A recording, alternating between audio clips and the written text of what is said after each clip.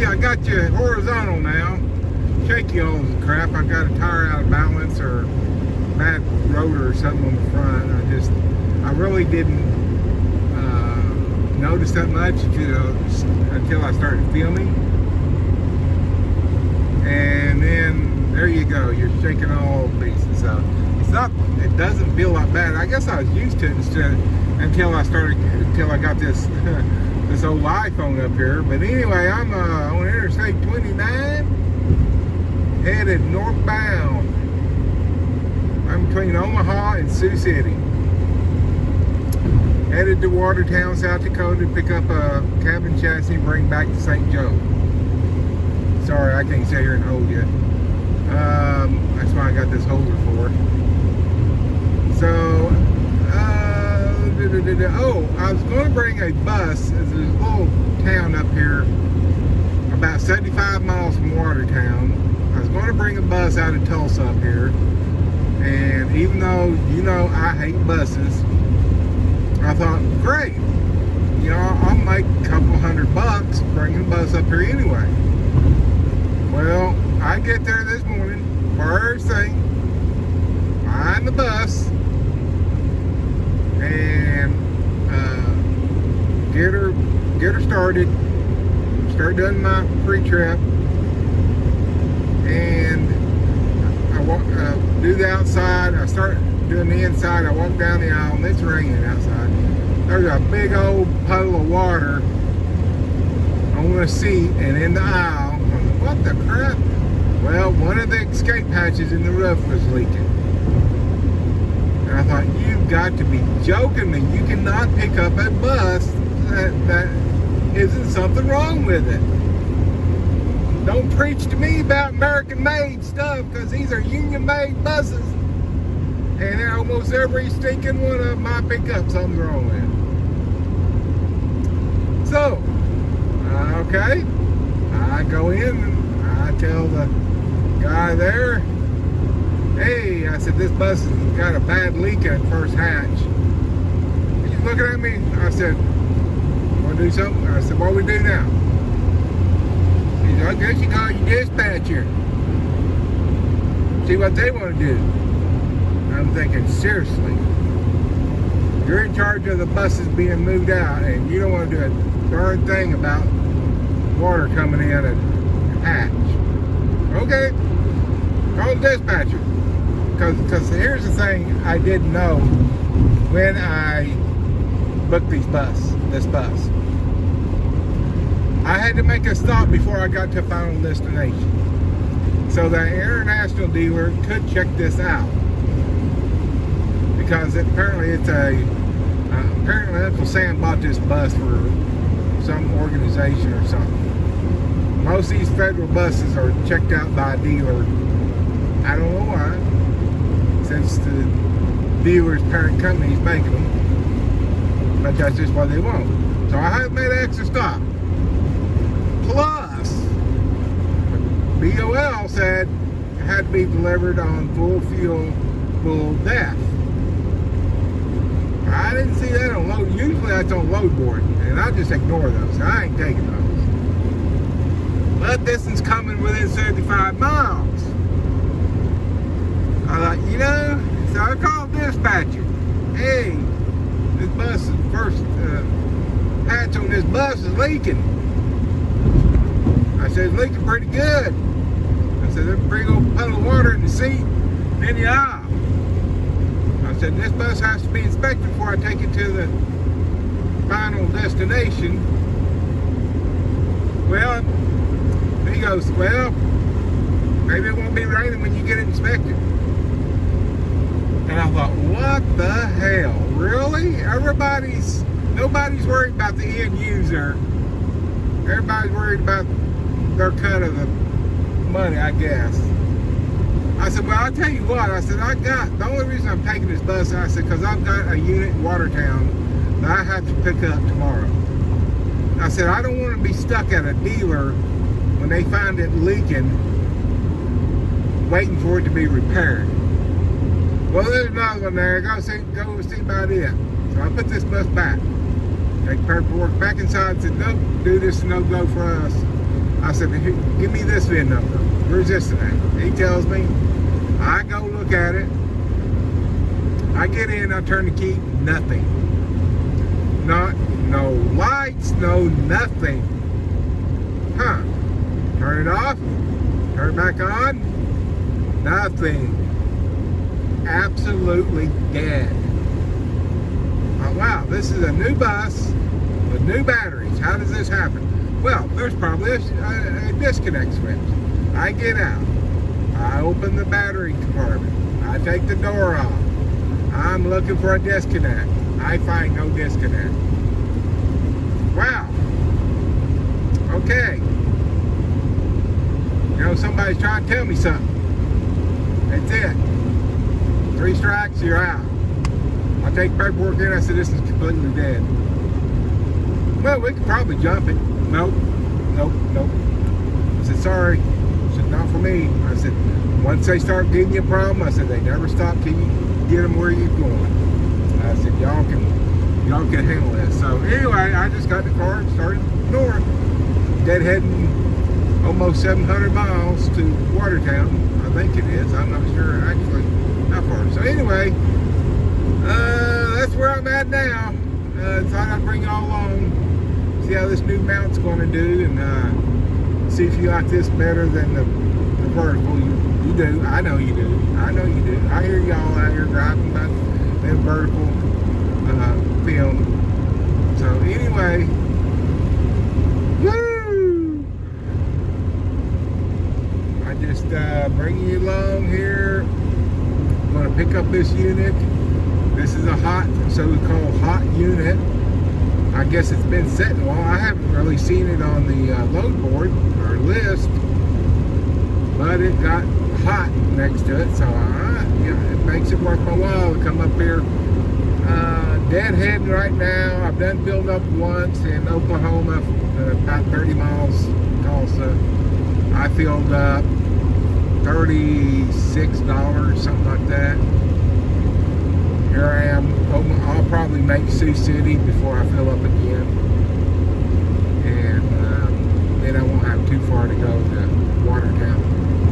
So anyway, deadheading costs less than $70 probably. Just take some time getting up here. This is one of my favorite interstates. Long, straight, flat, pretty much flat, hardly any curves, low traffic. That's the way I like it to be. So, I'm going to get off here and I'll bring y'all along as I get closer to pickup.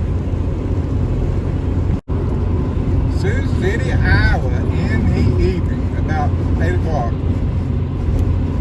Looks like I have about 80 miles to go to Sioux Falls.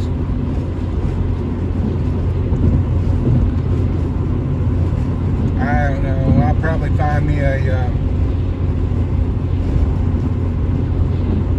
rest area someplace up around there. I have slept in the parking lot of the Flying J up there before. Just not a big fan of it. I'd rather be in a rest area someplace. Pretty town, this Sioux City, I think it is. I love historic places like this. One of these days I always like to come back and spend a day just exploring it. Maybe do a little fishing.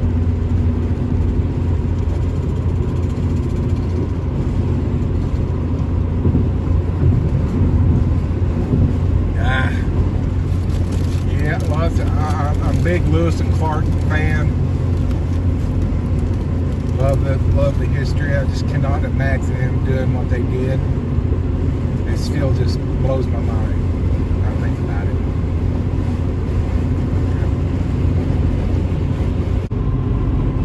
Well, coming up on the Watertown exit, there's Terex.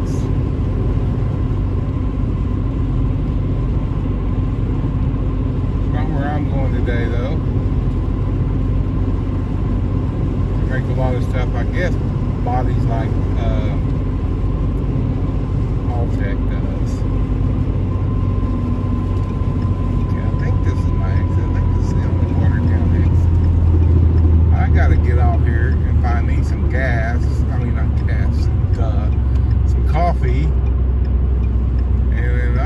bring you back.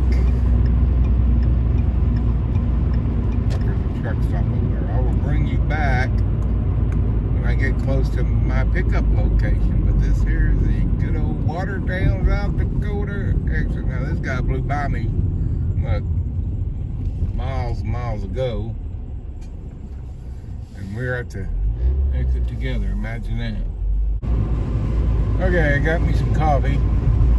I wouldn't recommend the Arabic Ultra Caffeine or whatever coffee from Marathon. I'm not a big fan of it. I'm trying to get you straightened up here. There's XPO. Hobby Lobby's not open yet. Just saying. Man, I tell you what, this wind is brutal, and it's not forecasted to lay much. But that's what you got to do in this business. You got to take the good with the bad. I'm just gonna let this thing roll. And you've never been to Watertown, South Dakota? Well, watch this video, then you can't say that.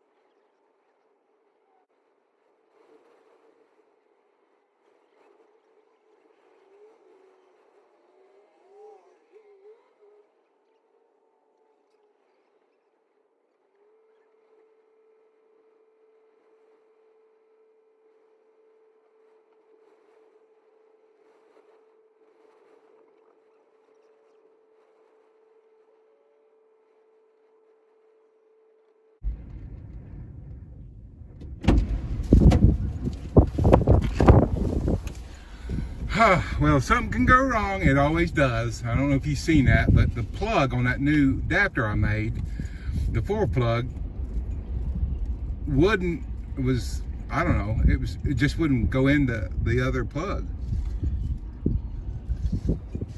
So I had to use my posi taps to get my connection.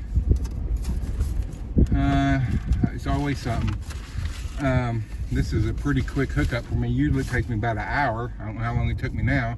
It took me longer messing with those damn lights, you know. Always something. Okay, well, I'm gonna put my placards on, go in, do my paperwork, and get on the road. Boy, I'd like to come back and check my connections, double check everything, pin here, lock on, pins are in, chains are in, hooks are secured. And that's the way we did this one. Everything's secure, so let's try to get to St. Joe. This side doesn't like to lock sometimes. They both come lock and unlock as you turn, so that the car will follow you instead of ride like you fixed it. Okay, well, I'll stop on about 50 miles or so and check again. Okay, sorry it might not be the best view. Let me roll this up. Coming up on the, leaving South Dakota, coming up on Iowa. Doing about 62, 63. This thing is sucking up fuel, or it was. Only has a 50-gallon fuel tank, so I apologize if y'all can't hear me. Phone's a little ways away. South Dakota northbound chicken coops are open. So anyway, we're just fixing, like I said, cross over to Iowa. I'm hoping to be able to drop this out off after hours, because I'm not going to make it there before they close. Especially now that I slowed down to save fuel. So just got fuel at a Casey's for $4.45 off a mud flap there in T, South Dakota. It's a new Casey's. I'd like to direct this to Casey's management. Seriously, people, seriously. You build that big brand new store and you put a little bitty bathroom in there. There was 4 of us and we could barely get around in that bathroom around each other. That is one of the smallest men's bathrooms I've ever seen. In a truck stop. Casey's. Really? Go to Love's. Look at their bathroom. If you want to be a truck stop, be a truck stop. Okay, ran over. Other than that, people were friendly there. Anyway, well, oh man, love their pizza. Sometimes it doesn't love me like right now. I'm glad y'all not in the cab with me. But wind went from about 20 to 25 in the face to about 15 in the side. It's clouded up some.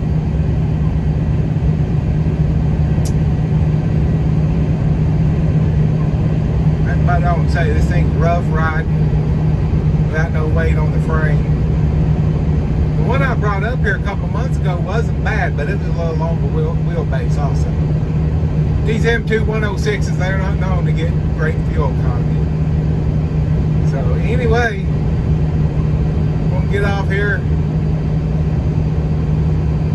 I suppose Iowa chicken coops are just ahead. I don't know if they're on or not.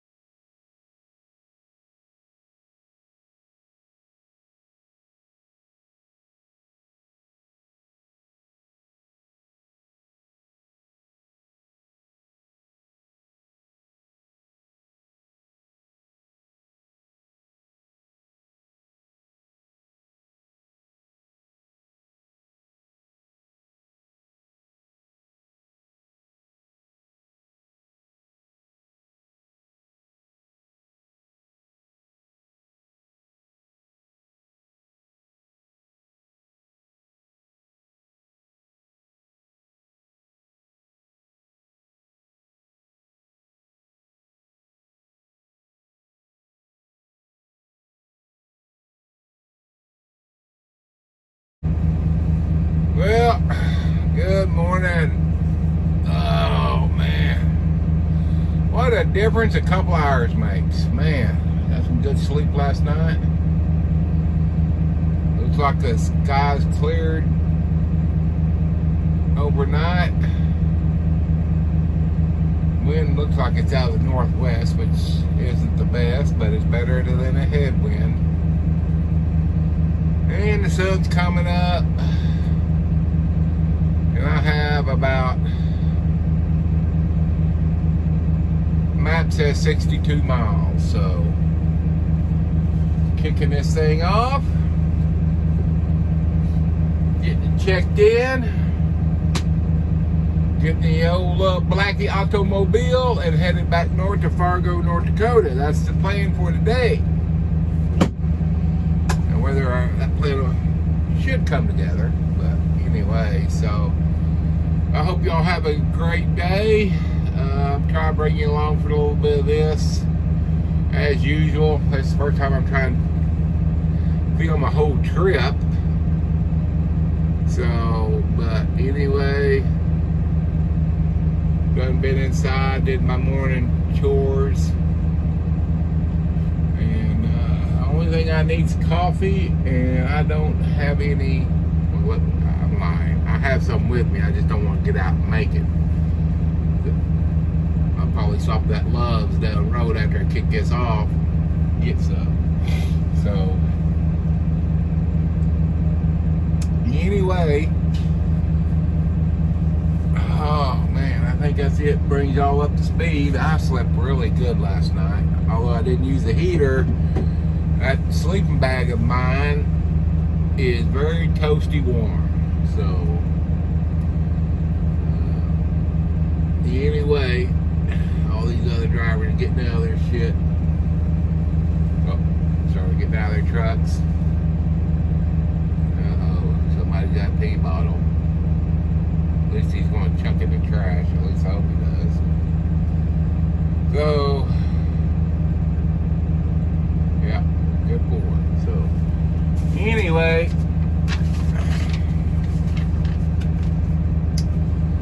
yes, sir.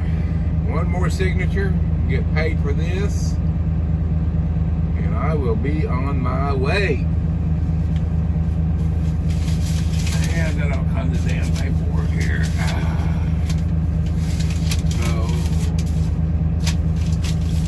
I'm just curious where y'all headed at today. Leave comments down below.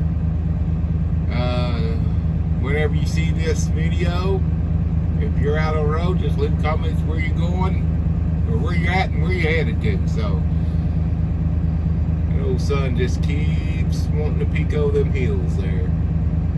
I got a few more minutes to get warmed up here before I leave. And then I'll bring y'all along when I do.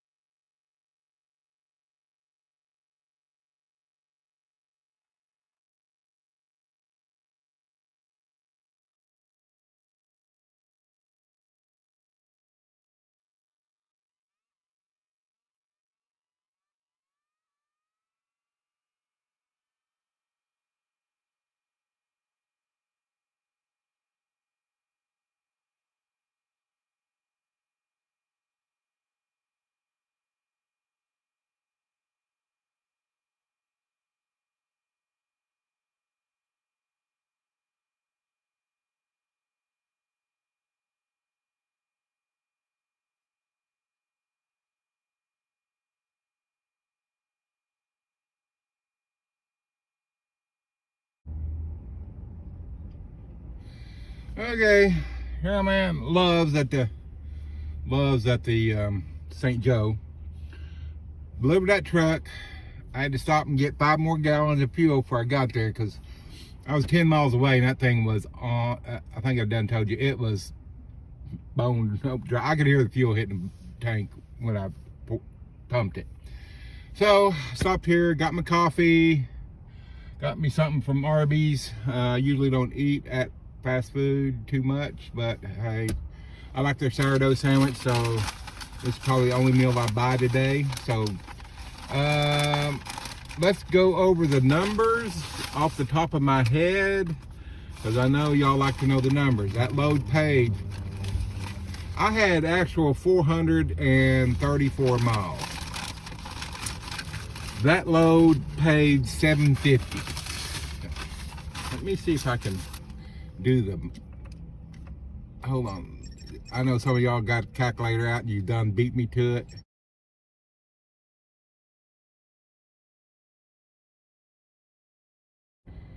I spent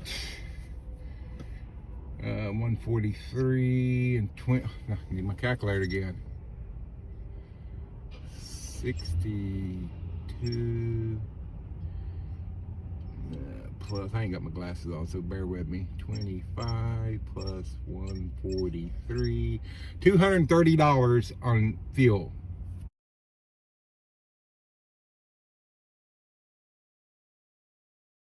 Here's roughly the numbers I made on this trip. Eating, you know, I've told you before, I bring a lot of my own food. I eat out maybe once a day. This is probably the only time I'll stop and eat prepared food that I don't already have with me. This cost me right at $6 for my coffee and this sandwich. Okay, I'm a cheap date. What can I say? So anyway, I just thought I'd bring you an update while that's still fresh on my mind. Fargo's like 560. So I'll be there tonight sometime. And some of y'all going to ask, do you log those miles? My understanding is, this is my understanding only, it's not the gospel, that if you're headed to a dispatch, you're supposed to log it as on duty. You can't log it as driving because, again, from what I heard on the radio from DOT officers, you can only log on-duty driving when you're in a commercial vehicle. Okay, since I'm in my tow car, I have to log it as on duty. So I also understand you have to be in your pickup city at least 10 hours prior. So go figure. I make sure I do one or the other. If I mark it as off duty, then I make sure I'm in that pickup city at least 10 hours. I make sure my logbook shows I'm in that city at least 10 hours before pickup. Okay, now we usually have a receipt from somebody, cup of coffee, piece of candy bar, or something showing I was in that city or pickup location or very near that at least 10 hours before. So, okay, folks, get your stuff ready, get your suitcase and stuff. Let's go to Fargo.